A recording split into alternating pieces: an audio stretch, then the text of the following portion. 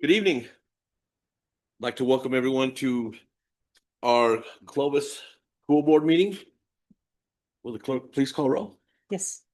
President Cordova, Here. Vice President Hamilton, Here. Secretary Martin, Here. Member Osborne, Here. Member Egbert. Here. Everybody's here, so we do have a quorum. And now, if Mr. Martin, you lead Stand us and in join me in pledge. pledge allegiance. I pledge allegiance to the flag of the United States of America and to the republic which stands one nation under God, indivisible, with liberty and justice for all. I salute the flag of the state of New Mexico, the symbol of perfect friendship among united cultures. Thank you, Mr. Martin. Okay, now we'll move down to the approval of the agenda. Do I have a motion? I'll make a motion to approve. Motion by Mr. Hamilton, Second. second by Ms. Edberg. We have all in favor? Aye. Opposed? Motion carries. Now we'll consider the approval of the minutes. Do I have a motion for that? Make a motion. I'll second. Okay, a motion by Ms. Edberg and a second by Ms. Osborne. All in favor? Aye. Opposed? Motion carries. Now we'll move down to the consent agenda. Are there any questions? No. If not, I'll No, entertain sir. a motion. I'll make a motion to approve the consent agenda. Motion by Mr. Hamilton, A second. a second by Ms. Edberg. All in favor? Aye. Opposed? Motion carries. Okay, Ms. Russ, Superintendent's report. You're moving right along. Yes, ma'am. Okay, so my first item this month is Hispanic Heritage Month, and so we are blessed to start our meeting tonight with our CHS Folklorico dancers. We'll have them perform and then we'll hear from their sponsor, Ms. Mondragon.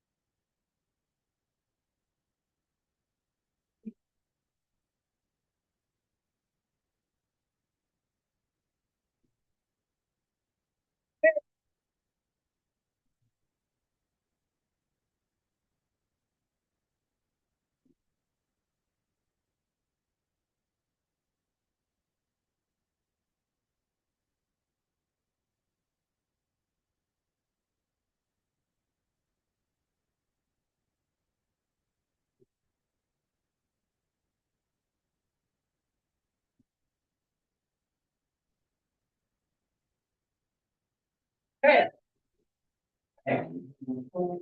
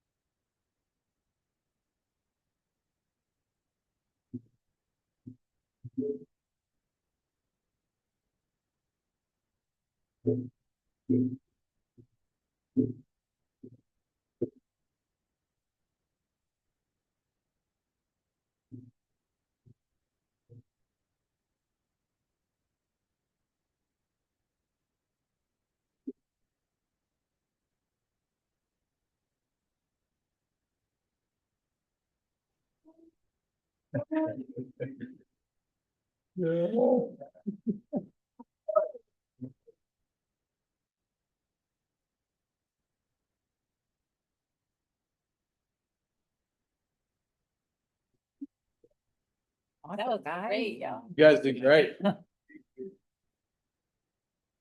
Thank you. Good evening. Let me introduce these dancers to you. I have Jacqueline Terrazas, Cruz Arlet Lopez Medina, Giselle Galvan. My most popular male dancer, Yoxan Caballero Alcántara. Last but not least, Natsumi Clemente. Thank you.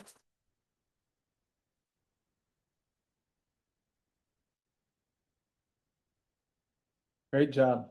Thank you. Yeah. These dancers danced a song from Sinaloa. There are 32 states in Mexico. Each state has their dance. Each state has their own unique way of stomping, the faldeo, the way they turn their skirts. And so this one was focused on the state of Sinaloa. And it has meaning. So the male dancer is a bull. So I don't know if you noticed, it was like a sound kind of like a bull. So when he started, it was like, you know, he was bending down and they would lift the skirts, kind of like, ole, you know, in Spain, kind of like that. And so every dance has meaning. And so that was today's dance. It was El Toro Mambo. And so we're very proud of them. They practice very hard. They practice every week. And we're now working on new choreography so that we don't repeat this dance again. And the next time you invite us, we have something different to share from a different state. So thank you so much for including us and thank you so much for your support. We appreciate it. About their competition, I think it was last week. We just want to highlight that. Yes, we go to competitions every year. And for the first time, this past Tuesday on the 16th, they won first place in Portales. They were super excited because we do come back bummed. You know, when you work so hard and you don't win, we come back bummed. But this time we came back so excited. Yoksan was awarded the best male dancer overall, the whole competition, because they had elementary school, they had middle school, they had junior high and high school. And so they also won first place for the high school competition because they competed against Portales, Bovina, and Hondo, and they won. And then they had best choreography and best form. So we came back with 3 plaques, and then the overall was first place overall competition. So, Congratulations. thank you. We were very excited. That brought up our morale, you know? Yeah. Thank you so much. Can we sign up Mr. Martin? I think he was interested. I'm done after the first toil. Every Tuesday in the lecture hall at 4:00. See you there. Thank you. Thank you. All right, moving on, Ms. Sarah Williams, give us a canon update. I have no beautiful. Just Give it a try. It was amazing though. The dresses are absolutely gorgeous. Right, good evening, board members, superintendent. Sorry, I feel like I'm so tall here. I don't have a whole lot of things. I just want to say thank you for all the teacher signups we got for Tudos. We cut it off. We have about 41 teachers between the local districts going. So we had our meeting tonight and they're very excited to put them on their flights. And then we're working hard with the Freshman Academy to do pilots and sensors for the career fair. And then we're planning 3 field trips with them for 40 kids each to the base to go ahead and get them into our detachment 17 and on the flight line and stuff. And I just had 4 more meetings this week with 4 more units. So we're getting ready to adopt some more schools and we're excited. They have some prospects that they're looking at. So we're just going to go ahead and make sure they're a yes, and then I'll reach out to the school principals and we'll get that taken care of. So our goal is to get all of the schools adopted by the end of the school year. So wish us luck. But that's all I have unless you guys have any questions for me. No, ma'am. No, ma'am. I Yep. have a question. Thank you. Okay, I would like to invite our Clovis High School student representatives. You guys can shift that podium around if you need to a little bit.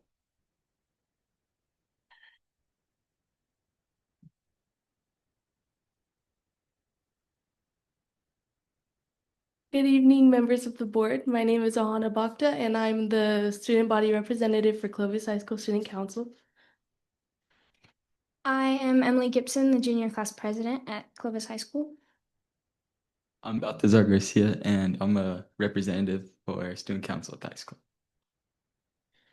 Last week, we had numerous events to build and showcase school spirit. We kicked off the week with the Powder Puff game for the CHS students on Tuesday. We did a bracket of 7 teams, which was successful with the last game being 2 undefeated teams. Overall, the Powder Puff was very successful. We also had our bonfire, but this year we combined it into a block party, inviting multiple food trucks and the whole community to enjoy along with the CHS students. Personally, one of my favorite events that I participated in was face painting for the homecoming game. I liked it because I was able to make many kids happy, and also I was able to represent the Wildcat spirit, having fun at the football game also. We also had a great time hosting the high school's pep rally on Friday morning. We were really surprised at student engagement, but it's always appreciated. We played 3 games, including musical chairs and then a game with pizza boxes. We did the battle cry and the seniors won, even though I think the juniors were louder. It was an overall really fun experience and a great way to showcase the various teams and organizations through the homecoming court as well. To wrap it all up, we had a very successful week, but we are not done yet. Next month, we have our district meeting in Carlsbad and our 4th annual trunk or treat at the high school. We hope to see you there. Thank you. Thank you, guys. That's a good work. I know you were just commenting on the parade and. Oh, yes, yes. I was commenting on the parade. I took my granddaughter down there. It was really awesome and there were a sea of purple. So I know that you guys were partly responsible for that. So it was very exciting. And I didn't personally go to the bonfire, but I heard that it was very exciting and people appreciated that there were food trucks. And so thank you for all the work that you do behind the scenes. So. And no administrators were tired following last year. They had energy to spare. Right. Now we'll move on to some more student successes, beginning first with recognizing our FCCLA students who went to nationals. Come on out. Here's some medals. I know. Yeah. I think that's what you told them, to not come home without any. I heard that.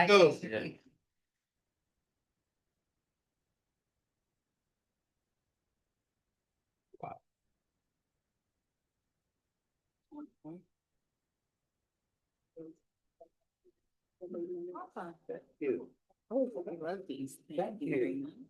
Thank you. Thank you very much. Thank you. Thank you. Thank you. Thank you, ma'am. Sorry. Erase that. Do you want to come up here?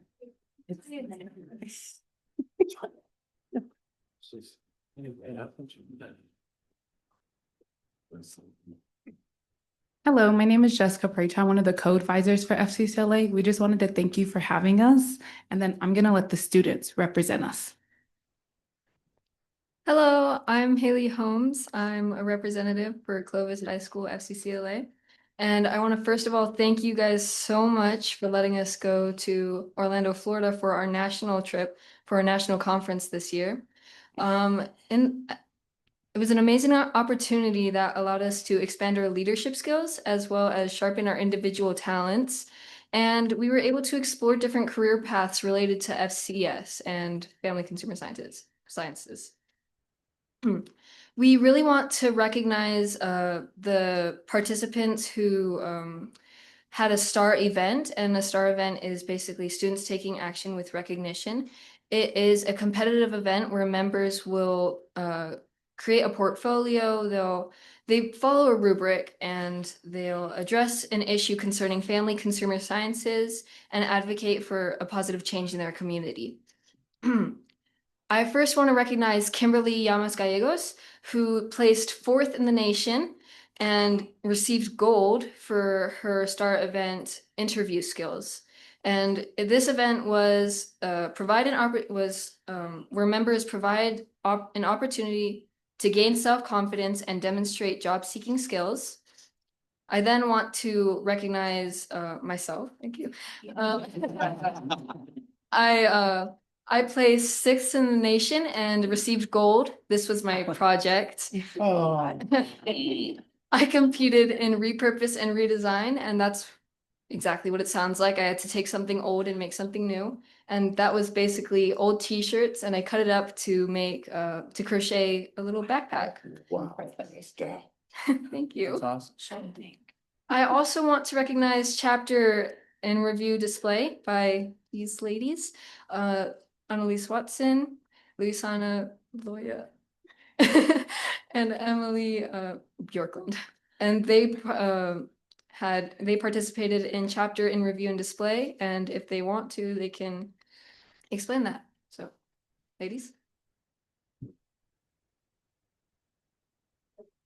Hi. So we decided to do chapter review and display. And what this basically is we go over everything that our chapter has done throughout the year. So all the community service and around town and in our school. So right there, you can see a bunch of pictures that about all the things we've done. And we've also done many fundraisers to help our chapter and advocate for ourselves. Some of the community service that we've done is we've gone through nursing homes and we played bingo with our senior citizens. We have sent out holiday cards to different nursing homes. We have done Trek for Trash, and on the highways, we picked up trash. And we've also done different fundraisers. We've worked with the Lions Club and the Civic Center, and we've just done multiple different things, as you can see on the board. We just go over everything, like nationals from the previous year and different projects. Thank you. All right, that was chapter and review display. They basically go over everything we do over a year and display it to a panel of judges. And they received gold and placed 9th in the nation. Next, we have Sports Nutrition by Jesline Quintana, Angeli Villegas, and Kylie Borjas, who unfortunately is not here. This is a STAR event where members develop a nutritional plan for an individualized nutritional plan. So they had someone, they built a nutrition, yeah. Sorry, it's not my event. I'm not really expertise in it, but they got gold. Hey. We also have Food Innovations, which was by Isabel Sanchez, who also is not here with us right now. But she got silver, and that was basically an event where participants demonstrate their knowledge in food science, nutrition, food preparation, and safety, and product making. We also had members participate in interpersonal communication. That was by our very own state president, Joaquin Sanchez, and Jeremiah Landon, who both placed silver. And this is an event where participants used family consumer sciences and or related occupational skills and applied communication techniques to develop a project designed to strengthen communication in a chosen area. And they play silver, as I said. And then we have Promote and Publicize by Aaliyah Valverde. And this is when members develop an FCCLA promotion campaign to educate the school, parents, and members. It's almost kind of like chapter and review display, but instead of focusing on ourselves as a chapter, they focus on FCCLA as a whole and practically just show schools, show families, show communities what FCCLA is about and what we have to offer. Unfortunately, Aaliyah is not here with us tonight, but she's doing great. She actually graduated. We also want to recognize Naya Kuroki, who participated in early childhood education. This was when participants would demonstrate their ability to use knowledge and skills gained from their enrollment in an FCS program. I want to thank you one last time for letting us go to nationals. It was an amazing opportunity, a once in a lifetime opportunity probably. And hopefully we can go to Washington, DC next year. We are a dedicated chapter and we do not intend to stop our hard work. Last year, we recorded 1,210 hours of community service, as well as 1,215 hours of leadership, and we have no intention of slowing down. Along with its exceptional members, Clovis High FCCLA is also the proud home of Joaquin Sanchez, our New Mexico FCCLA state president, as well as Jose Llamas Gallegos, who is the first vice president for New Mexico FCCLA. And I cannot emphasize this enough. Thank you so much for letting us go to Florida. And hopefully we can go to Washington next year. But thank you. That's it. I just have to say, you guys are a perfect example of in it to win it. Congratulations on your outstanding performance. How many medals did you guys win? Well, we compete on the regional, state, and national level, so we gather up medals all across those levels. But Good. That's what we want to hear. but I think at nationals, everyone got a medal. Yeah. Good. But yeah, and I think 15 of us went to nationals. So 14 of us went to nationals, and we all received a medal. Good. Yep. Awesome. Thank you for your community service. Yes, that's awesome. You guys being out there. You're everywhere. Yeah. I mean, We try our best. thank you for that. Thank you for that. Good job. Yeah, Good job. we actually have an event to go to right after this. Oh, well, we're gonna Okay. give you a big clap. Yeah.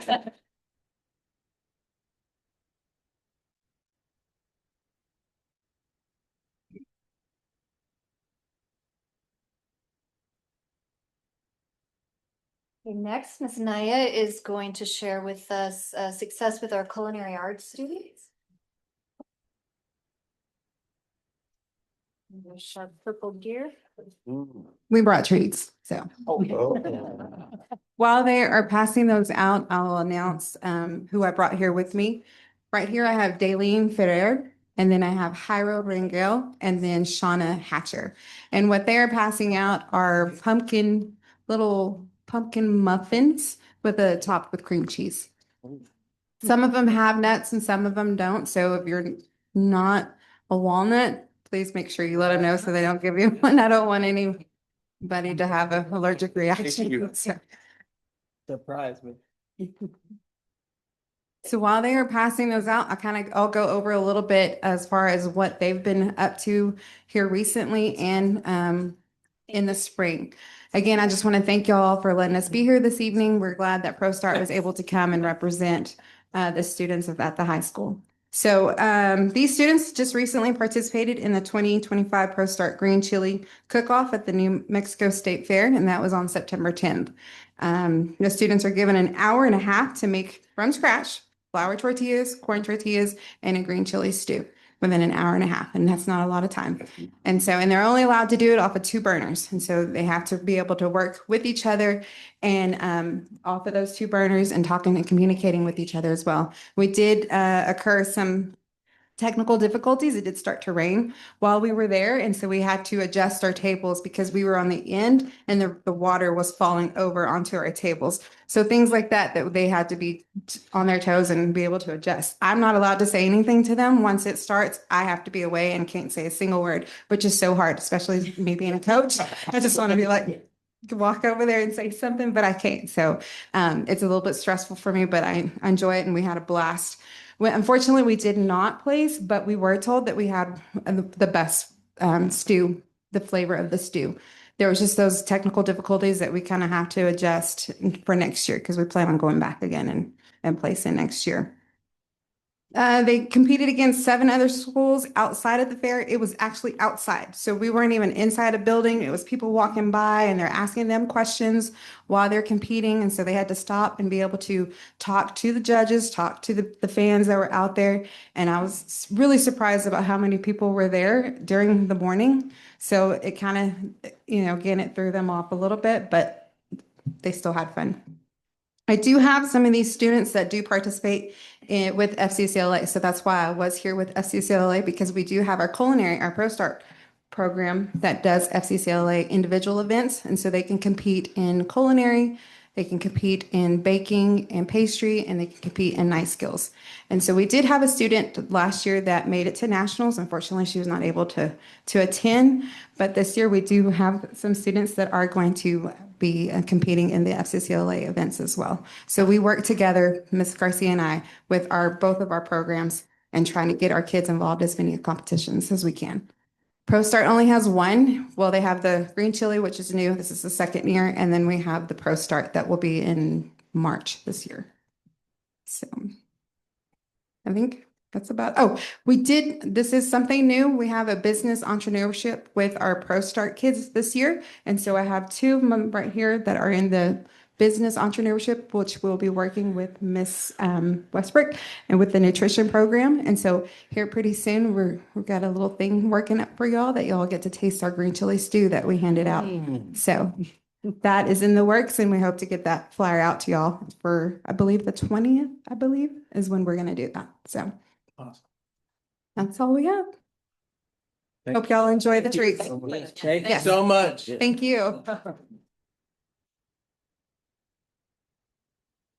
Oh, yeah. And I'm going to invite Mr. Garrett Lee to give us a report on how the rest of the season went. They were here last month. Had some more competitions ahead of them. Yes, again, thank y'all for having us up and presenting to y'all again. We went to State Fair in Albuquerque 2 weeks ago now. They all kind of blend together at this time of the year. So we went to State Fair. We showed up on Fridays when animals come in, got everything settled. We spent the entire weekend getting everybody kind of fit, clipped, dressed to the nines, getting ready to go for competitions. Monday morning was the hog show. We had Cisco Johnson and Presley Johnson take some pigs up there. Did exceptionally well. I think Cisco made the sale with a couple different pigs. Presley was actually 2nd in one of her classes. So, I mean, I don't know if any of y'all have been and watched any of the State Fair animal shows. It's to another level. I mean, it's just like going for football or anything else as the state. We bring 200-300 hogs into Albuquerque. We couple hundred sheep. It gets intense in a hurry. Just to make it into the show ring, they have a judge that says, okay, this one's good enough to go into the big show, or sorry, there's your 5 seconds of fame, go back to the barn. And it's intense, but they stepped up to the plate and both made sale. I think they did very well at the sale the next Friday. So it's very good. And I'm going to have these other students talk about their respective projects as they come up here. So, liberal. I showed sheep this year. We did make sale at county, but unfortunately, we did not make it at state. But it was a good experience. Now we know what to do better next year. How to train our animals better, feed them, all that other stuff. That's about it. Thank you. Thank you. Yeah, and we also took our ag mechanic projects up there. I made a wooden sign with epoxy of our new FFA, like Clovis FFA emblem.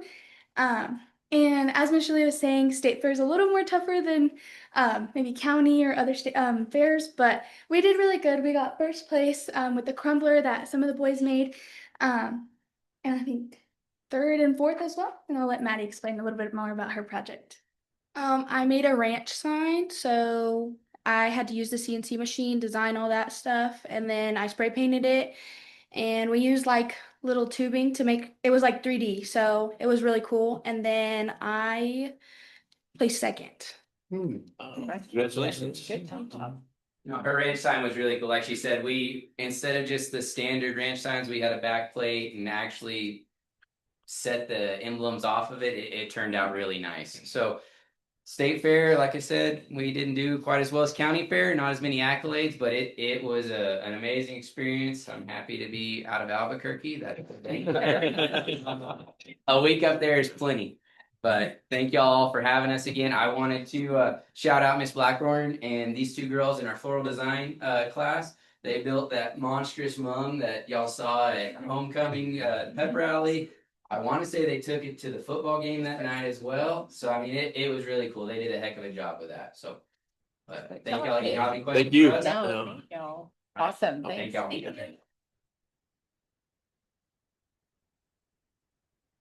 I just want to mention, there were several of us who were in Grady last week, and one of their students gave her speech, and she referenced you a number of times, Mr. Lee, and that made us really, really proud that Yep. you belong to our district. Made me a little scared. I Yeah. was like, no. That's all I have for you. All right. Well, thank you, Ms. Rust. Okay, we'll go to academic services. Ms. Nagerville? Good evening, President Cordova, members of the board and Superintendent Russ. Tonight, I have a few consideration items for you. They were introduced last month.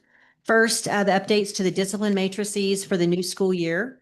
Just as a reminder, we had a few additions of language just for clarity in both the 3rd through 6th grade and the 7th through 12th grade documents. Specifically, some clarification around sexual harassment, as well as the addition of a level 2 theft offense. But I would be happy to stand for any questions that you may have before you take those items for consideration. Seems pretty straightforward. Yeah. And I like that there's a little bit of wiggle room in there if it's an extraordinary offense or if it's Correct. like, oh, come on. Yeah. Kind of. Are there any other questions? No, sir. No question. Okay, this is an action item. I'll make a motion to approve. Okay, I have a motion by Mr. Hamilton, I'll second. second by Ms. Osborne. All in favor? Aye. Opposed? Okay, motion passes. So I think those are listed separately on the agenda. I don't know if they need to be taken separately or if you took them together. I'm sorry, I No, they're didn't mention that I was first. just referring to A. Okay. Yes, because they are separate. And the same changes apply for 7 through 12 as well. So now we'll move down to B. Yeah. Well, no, entertain a motion. I'll make a motion for approval. Okay, have a motion by Ms. Edberg, I'll second. second by Mr. Hamilton. All in favor? Aye. Opposed? Motion carries. Thank you. Next for consideration is the menu of items to be utilized for the 2 LEA-specific graduation credits. This is a menu that includes fine arts, a language other than English, AP or dual credit courses, as well as CTE courses and digital citizenship. These are choices that would allow students to pursue areas of greater interest for themselves.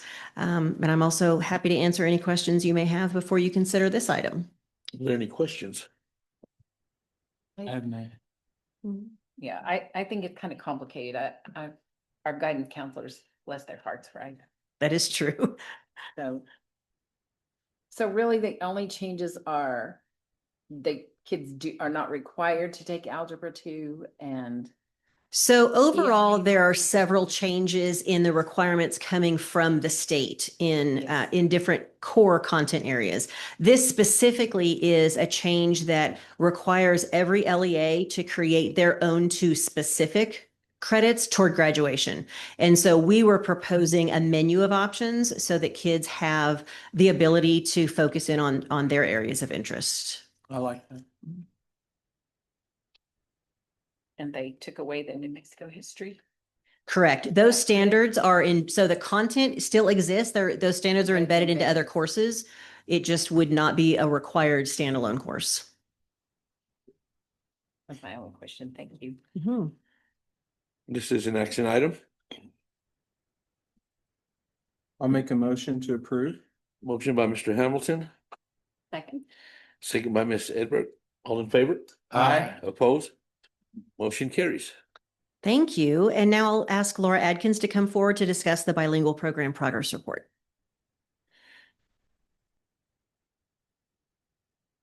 Good evening, Board of Directors and Superintendent Russ. I am here to just answer questions and kind of summarize our annual bilingual report for our bilingual program.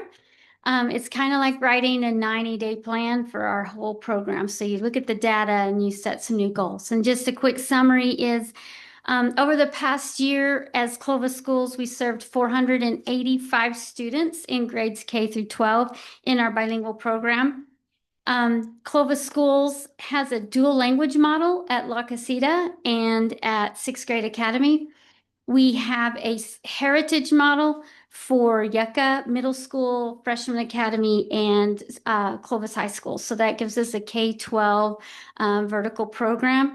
A heritage model is designed to really be that asset-based program where we are honoring kids' cultural values and their heritage, and we're trying to support and revitalize their home language. And sometimes that's lost through our elementary programs because a lot of parents choose to have an English immersion model instead of a bilingual model. And so they kind of lose some of their heritage language. And our heritage model is to build that back and help them be biliterate when they graduate. Some of the key outcomes that we've achieved through our bilingual program this year is this is the second consecutive year of growth that we've had a 5% or more growth in our biliteracy outcomes. That is measured by our Avant assessment that we take every year. Usually we take that about November, December. This year, I'm not sure when the schools will select because they've kind of moved the window. We also have learned that as an 8th grader, if you take the Avant test and you score proficient in all of the areas of 5 or more is considered proficient, but you have to score that in every domain, not just like a average of the test, then you could bank that score to go towards your bilingual seal as you're in high school. So that's kind of exciting. You have to take it in the spring if you're going to bank it. You can't take it in the fall. As far as our academic performance, we had in the elementary level a double-digit growth this year in our proficiency rate, and the highest score was in writing. So I have a feeling that is really linked to our work with our Center for Biliteracy. They really emphasize how you've got to have that oracy piece in place, but you've got to assess that and move that to writing. And so they're doing a lot more writing than they used to and using that as a formative assessment piece instead of just an activity. Another big question that comes about as we promote our bilingual program is, if they're in a Spanish bilingual program, does that interfere with them developing English language in an academic setting?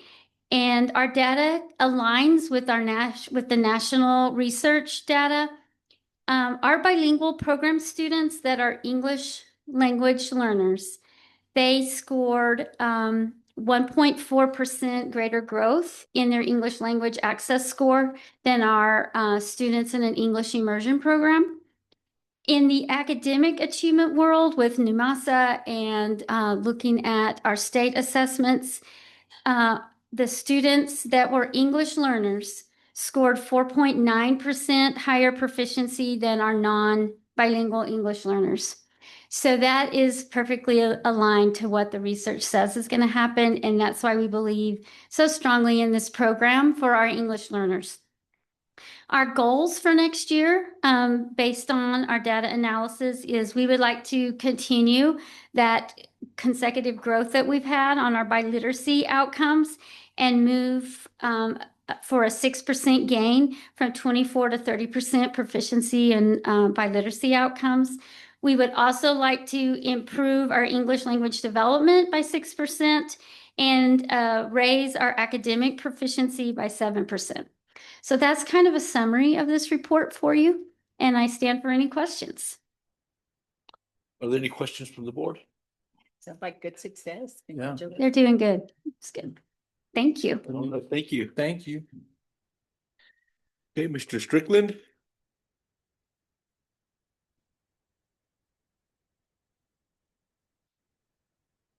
President Cordova, members of the board, Superintendent Russ, you're going to like this one. I think if Brandon, if you can go to the that report right there.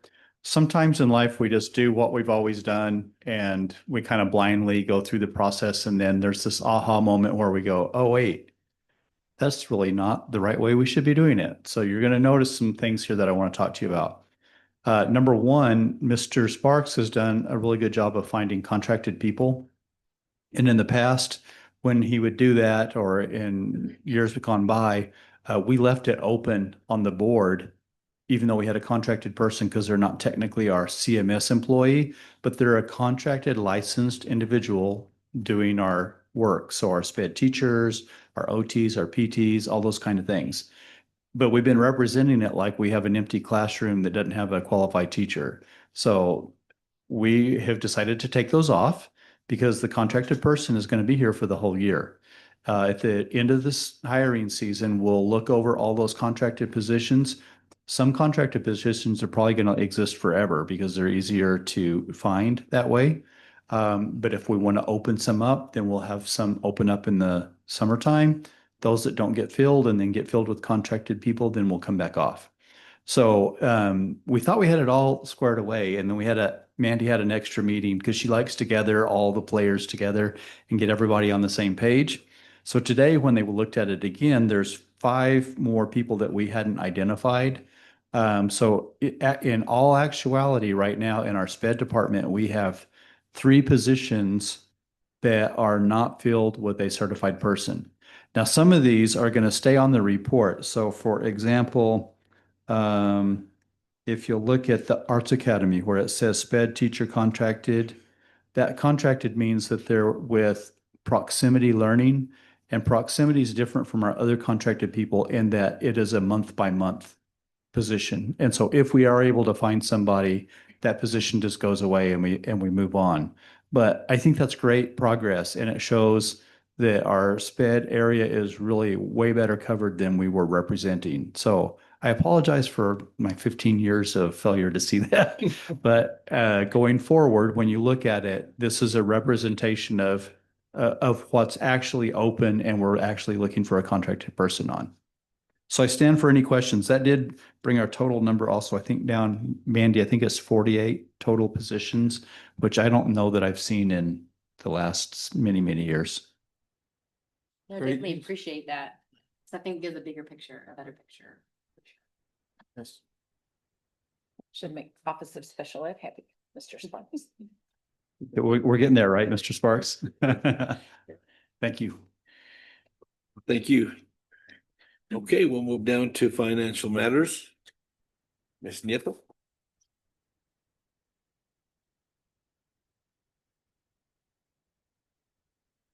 Good evening, President Cordova, members of the board, Superintendent Russ. Tonight, the only thing that I have for consideration is just the disposal of miscellaneous maintenance items. And I stand for any questions. Are there any questions from the board? No, sir. If not, I will entertain a motion. Make a motion to approve. I'll second. I have a motion by Ms. Edberg, a second by Ms. Osborne. All in favor? Aye. Aye. Opposed? Motion carries. Thank you. Thank you. Mr. Brady. I thought about it. Good evening, President Cordova, members of the board, Superintendent Russ. Just one item, we're going to update you on our bond campaign. Kevin Summers, I asked him to help out, and little did I know, this guy's just a maverick. He does an amazing job with bonds and selling and putting that package together. So we're going to turn that over to him to update you, okay? President Cordova, members of the board, Superintendent Russ, good evening. I'm not sure how I feel about that word maverick. My family has some history of cattle wrestling, and I don't know if I appreciate that yet or not, but oh, sure, why not? So good evening, board. Over the last several weeks, I've been a little bit on a history mission of Clovis schools and a history of Clovis in general, and had a lot of conversations, dug into a lot of documents, and all of my conversations, or nearly all of my conversations, a single theme tends to emerge, which is the fact that Clovis High School is not just a school. It's a part of our stories. It's a part of our community. And so in digging through some of these historical documents, I was actually looking at a bond flyer from 1958. 1958 is when the band hall and the choir hall were built. Wow. And so in 1958, this flyer had a picture of the choir in it. And I snapped a picture and I sent it to my mom, and she said, "Oh, that's your grandmother." And so I went, my mom is delusional. There's no way. Sure enough, in 1956, when the new Clovis High School was built, my grandmother was a sophomore. And so I have her page bookmarked here. So my grandmother went through Clovis High School. I knew I had some paternal ties to the area, particularly Fort Sumner, but I also have some maternal ties to this area. So when we talk about Clovis High School being a part of our community and a part of our story, it applies to even me. And I had no idea that that existed. Since 1958, since 1956, I guess, when that new campus opened up, you guys know thousands and thousands and thousands of students have walked through those halls. So I think what's important for us is to clearly and openly communicate those stories and talk about what could be the possibilities of tomorrow while still honoring our past. So before you tonight on the projector, you see kind of our communication strategy. We're really trying to reach families and voters where they're at, be that radio, digital media, print media, face-to-face conversations. We're really trying to do everything we can to make sure that people have the correct information and be informed voters. That's ultimately what we're going for. As you can see, we've added quite a few in-person and radio events. Even anything that's in yellow is probably new from the timeline that you received previously. So we've added some presentations to the City Commission, the Base Community Council, Altruza, Evening Lions Club.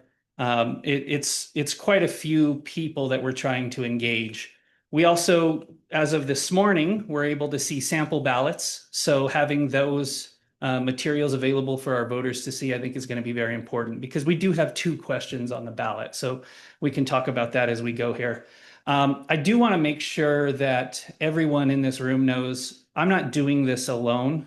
And I would be remiss if I didn't show my gratitude to Sarah Brooks. She's an amazing communications director, as well as Matthew Wolf. He's carted a camera around with me as we're interviewing people, and the guy is just Johnny on the spot, never complains. My feet hurt, and he's still like, "Come on, let's go. We got to go to the next building." So thanks to those 2 people. Mr. Borio, will you pull up that flyer? So we also have these print flyers. Some like this, I think you have before you today. One's in English, the backside's in Spanish. We have 2 different forms of this flyer. We have another flyer that is actually blown up into a poster, an 18 by 24 poster that's in the lobbies of all of our schools as well. So anybody who walks through the doors of our schools, that's the flyer that's in front of our schools now. They're going to see that. Both of those flyers have a QR code. When that QR code is scanned or if that link is actually clicked, if they get it in digital form, it'll take them to our website. So Mr. Borio, will you pull up our bond election website, please? And there we go. So this is probably the biggest compilation of materials, and we're updating this pretty constantly. If you just want to kind of scroll through that, Brandon, this has concept renderings, has a little bit of a video, which you'll see tonight, has quick facts about our district and our specifically Clovis High School. It also has, you know, the impact of the bond, the dates in which those buildings were built, all of those things all in one place for people to see. One of the things that we realize, though, will you stop there, Brandon? I'm sorry. So there are two questions that we have on the ballot. As you know, you approved these questions in July. But I think it's important for voters to realize that they're actually going to be on opposite sides of the ballot.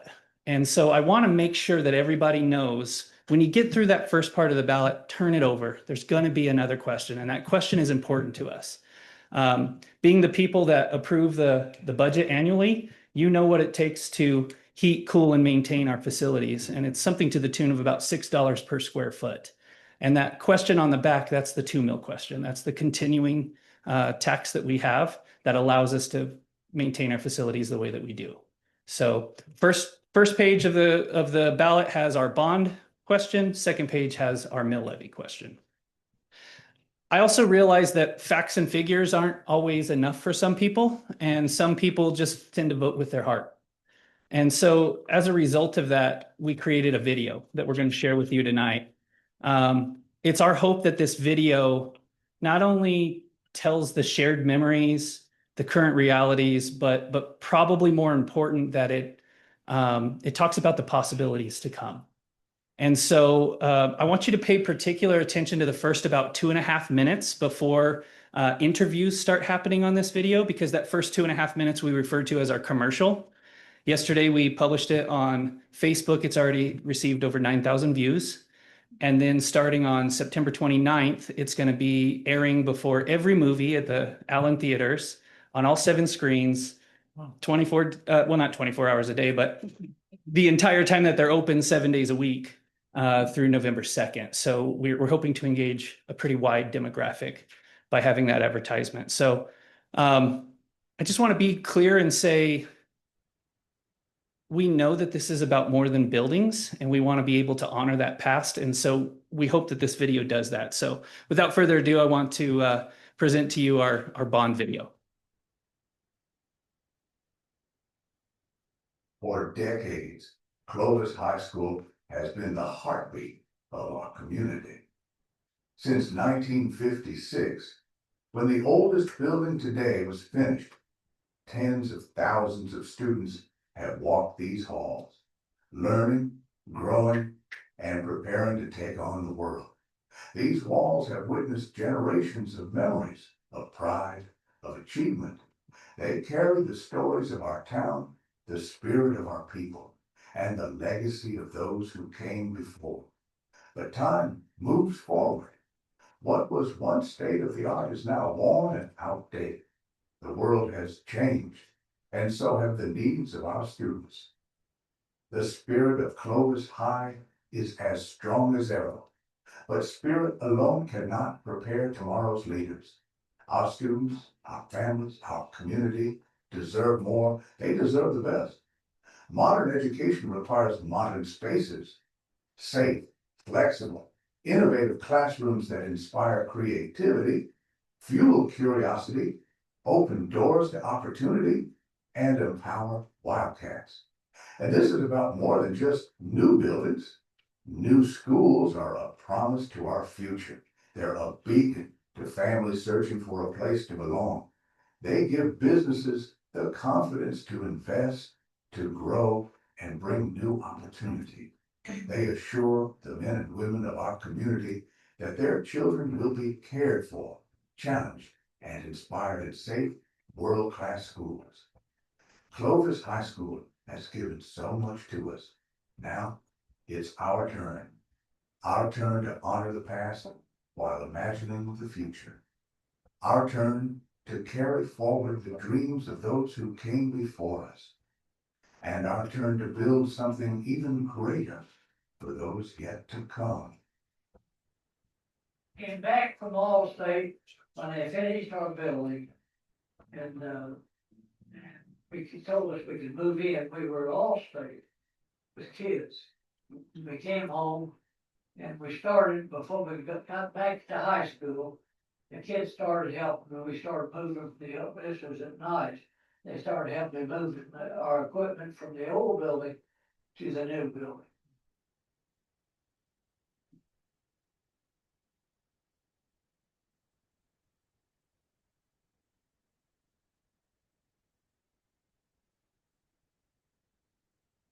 So for me, my whole family is rooted in Clovis. My father and mother both graduated from Clovis High. Myself, my brother, and my sister, all Clovis graduates, and all of our kids have all gone through Clovis and or going through Clovis. So Clovis Schools is a big part of my life. Not only in the fact that we've all been through the Clovis school system, but also as we become adults, it's been big for us to be able to give back to the school that built us. Clovis schools have meant so much to the Versailles family. Of course, this is the first district that I got hired in, and the last district I left. So I stayed here my whole career, 27 years. And so it provided us a livelihood and an opportunity to serve our community that is second to none. Some of my best memories are Clovis High School. I met my future wife here, raised our daughter here. Our daughter went to this school. This school has meant so much to me in helping develop my skills, my ability to do what I do best.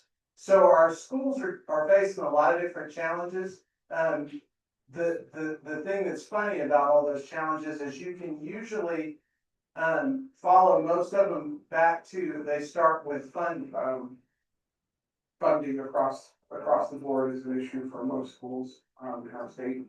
Our state as a whole is on the poorer side. We have kids, of all ranges, socioeconomics, and so I think that definitely impacts the ability and the possibilities for our students. I went to high school here 52 years ago.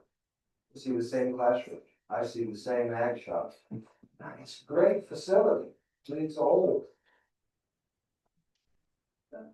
The biggest opportunity is we have a high school that's old and for lack of a better term, it's getting dilapidated. I think we've got a building. One of the buildings at the high school was built in 1956.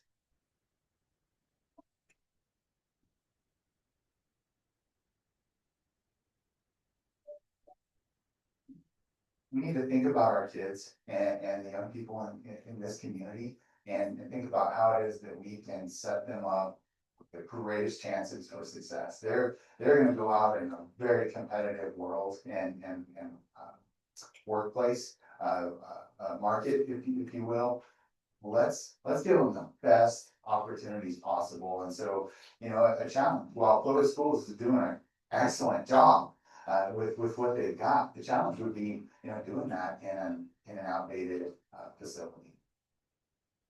My family is a long years of Clovis High School, starting back with my mom, who graduated in 1946. My children all played sports, my grandchildren all played sports, and my family, I will say, bleeds purple. And there's people from Clovis, New Mexico that have done remarkable things that have made this world a better place because they were able to be students in Clovis, New Mexico. They had a place to go to school. They had a nice lady to feed them at lunch. They had somebody to take care of the building and keep it clean and safe. One person that I always think of when I'm talking about something like this is Dr. Allie Ray Smith. Is a 1952, so I believe he is a 1952 graduate of Clovis High School. He was the co-founder of Pixar. Steve Jobs, George Lucas, Allie Ray Smith started Pixar. two of the smartest guys in the world, and Alan Grace Smith, and I guess he is too.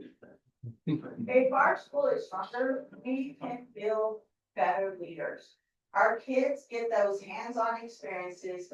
Those experiences they take out into our community and serve our community and give back to our community. Having a school that's very supportive in our program not only helps our program grow and allows us to go and attend these events and attend these organizational functions that give kids opportunities, but it allows those kids to, like I said, grow into leaders that then go off to college and then come back home to help improve the community, you know, after they've done all their their ventures. We have wonderful teachers, but the teachers also need the resources to help students get the best of their ability.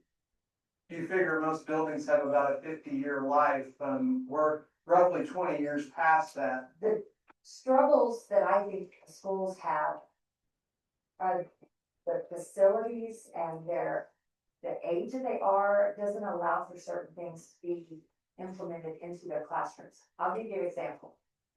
We have zero technology for the overhead projectors to be able to throw anything up on a screen. For instance, if I wanted to do a sight reading exercise and I want to throw it up on the screen and say, we're all sight reading this across the screen today. Everybody just look up. We don't have. As we are able to gather more funds, we can do more things that we need to do to take care of some of the challenges that we have. And also, these kids are just, just kind of looking around today.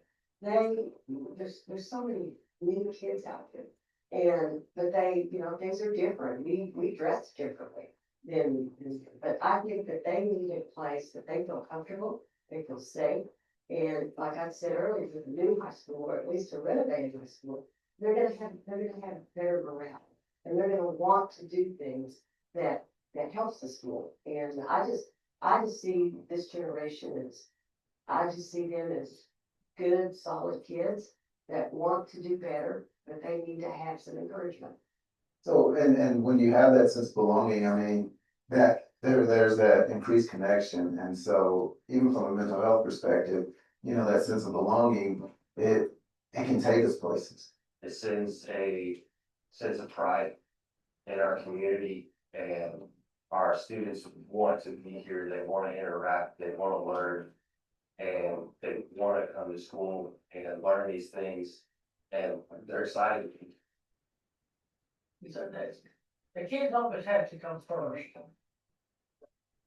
Everybody's always talking about, this generation. And this generation needs help. This is our community. We don't have some magic being coming around that's going to just grant us hot load of gold and money. This is our community. If we want our community to shine, we have to invest in it. If we want our children to have a great place to get an education, we have to invest in it. We can't just sit here and think somebody else is going to do it for us. We have to do it for ourselves. How do we support the future generations of students like I was 52 years ago? Close Municipal Schools has done such a great job, excellent track record of leveraging the matching funds that are available from the state. We see beautiful new campuses all over the school district, and even these older facilities are taken care of exceptionally well. Post Municipal Schools are good stewards. It's for the betterment of kids and children. It's for kids, it's for our kids and children. Whether you've got somebody in school now or not, it's immaterial. It's for all the kids.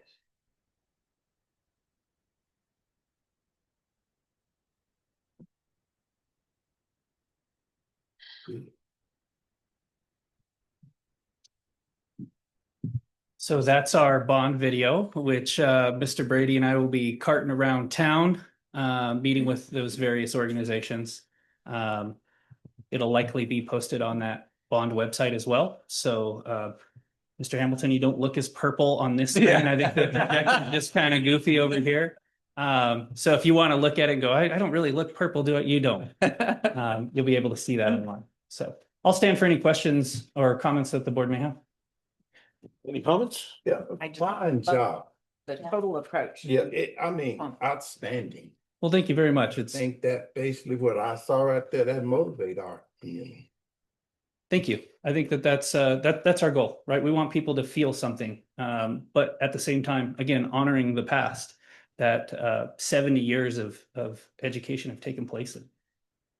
So thank you very much. When they first showed it to me, I was like, is that Morgan Wallen? Or I'm sorry, Morgan Freeman narrating the first part of it. Anyway. What is that? It's AI. Oh, AI. Yeah. Awesome. Yeah, pretty cool. Awesome job. That was. Yeah. And I don't know if you noticed in your informational folder, you've got all those resources, so you find yourselves, you're armed, as everyone in this room is now armed, so Yeah. forth and confident. Wow, that was nice. It's nice to see Mr. Howell. Yeah, I love Mr. Howell. Yeah, and everybody that was involved, Mr. Brasenio. I mean, I don't want to leave anybody out, but you know the range of people that have went to school and just when he made the comment that he went to school, Randy. Oh yeah, You know, and it's still the same. It's still a good school, but so that was a great video. So thank you very much for that. Okay, so I guess we don't have anything on open forum. President Cordova, I have no cards. Okay, be a good thing. So we'll turn it back over to Ms. Thank you, Rose. sir. October 10th will be fall break, no school for students on that day, but our staff will be engaging in review of data. October 13th will be fall break for everyone, and then we will reconvene here October 28th for your next regular Board of Education meeting, 5:30 p.m. Okay, before we ask for a motion, I'd like to say great job on the parade. That was amazing the whole week, but the parade, it's nice to go down Main Street and see all the families out there, all the kids hollering, for the Wildcats and all the different activities that we have going on. So good job on putting all that together. And with that, I'll ask for a motion. I'll make a motion to adjourn. I have a motion by Mr. Hamilton, a second by Ms. Osborne. All in favor? Aye. Opposed? Motion carries. This meeting is now adjourned. Thank you, sir. Who would have